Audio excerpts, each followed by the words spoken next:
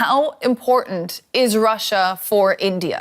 रूस ने एक ऐसा संदेश भेजा जिसने पूरे भारत का दिल जीत लिया। लिखा था, प्रिय भारतीय मित्रों, 19वें स्वतंत्रता दिवस के अवसर पर आपको हार्दिक बधाइयां। जय हिंद, जय रूस।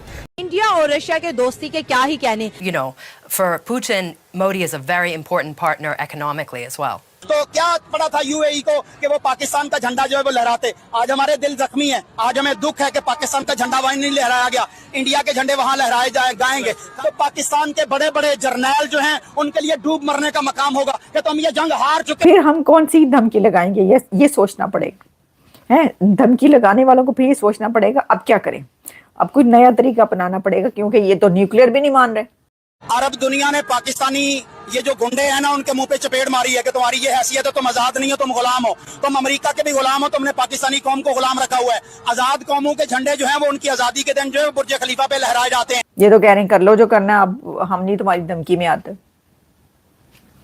फिर क्या होगा, तो ये है सिचुएशन। चीन के फॉरेन मिनिस्टर वांग ही मंडे के दिन 3 दिन के एक बहुत ही अहम दौरे पे दिल्ली पहुंच रहे हैं। चाइना भी इस वक्त बाकायदा, चाइना, रशिया और इंडिया आपस में एग्रीमेंट्स कर चुके हैं। ये इनको, इन बिचारों की औकात ही नहीं है कि इनको आजादी का सिंबल दिया जाए। ये तो गुलाम है, गुलामों की कभी भी आजादी दुनिया सेलिब्रेट नहीं करती। ये जंग डोनाल्ड ट्रंप ने नहीं रुकवाई, डोनाल्ड ट्रंप खामखा का क्रेडिट ले रहा है। हमारे वजीर आजम ने तो नाहली की बदतरीन मिसाल। नमस्ते दोस्तों, जय हिंद। हिंदुस्तान स्पेशल में आपका स्वागत है। दोस्तों, भारत ने शुक्रवार को अपना 79 स्वतंत्रता दिवस मनाया। इस अवसर पर रूस के राष्ट्रपति व्लादिमीर पुतिन ने रूस और भारत की दोस्ती को स्पेशल बताते हुए भारत के लिए खास संदेश भेजा। पुतिन ने राष्ट्रपति द्रौपदी मुर्मू और प्राइम मिनिस्टर मोदी को शुभकामनाएं भेजते हुए कहा कि भारत वैश्विक स्तर पर मिल रहे सम्मान का पूरा हकदार है।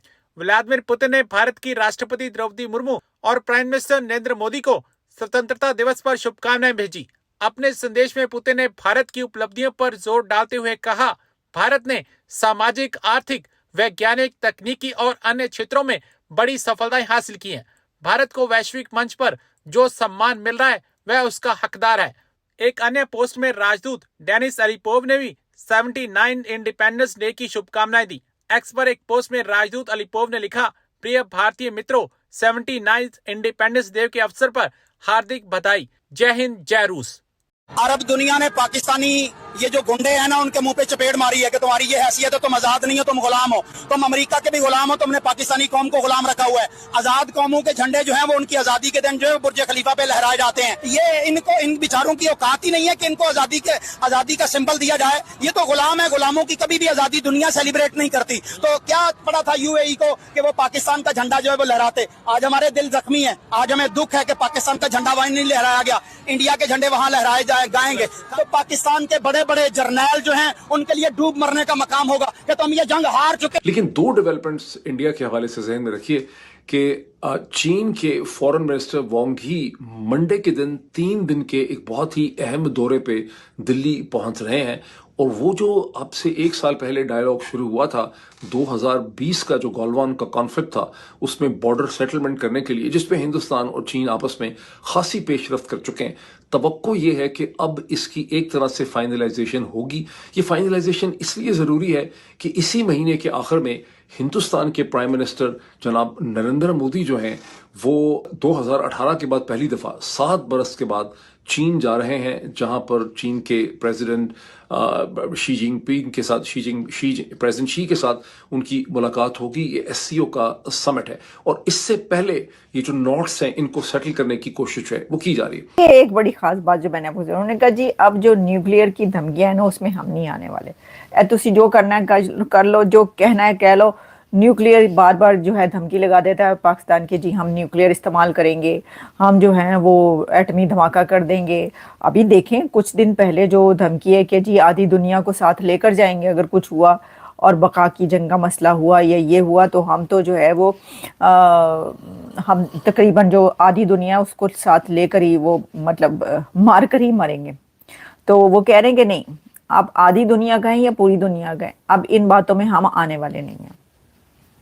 अच्छा, अब हम आने वाले नहीं, जो उन्होंने कहा है उससे देखें ये है कि उन्होंने अपना सिस्टम सोच लिया کہ ہمارے پاس تو یہ سسٹم ہوگا, تو ہم تو یہ بنا رہے ہیں, تو تم لوگ جو مرضی کہتے رہو, تمہاری باتوں میں اب ہم نے نہیں آنا.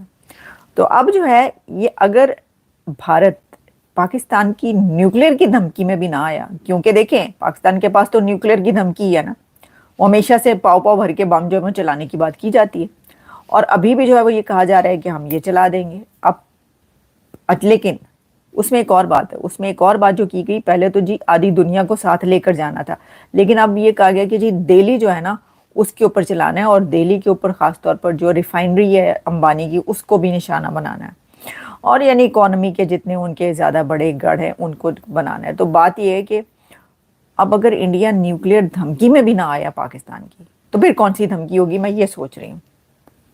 کوئی دھمکی ہوگی یا نہیں ہوگی, پھر کیا دھمکی رہ جائے گی؟ اگر وہ بھائی اگر آپ لوگ نیوکلیئر دھمکی سے بھی نکل گئے تو پھر تو کچھ بھی نہیں,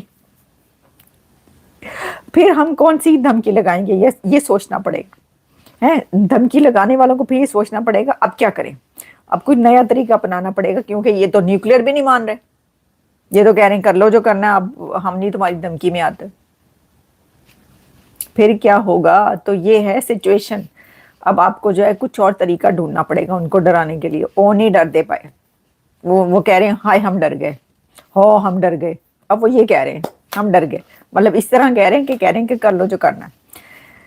تو جی یہ ہے حالات و واقعات. میں آپ کو ایک اور بات بتا دوں, یہ جو بات ہے چلے ویسے تو یہ ایک الگ ٹاپک ہم کسی اور اس میں کریں گے, لیکن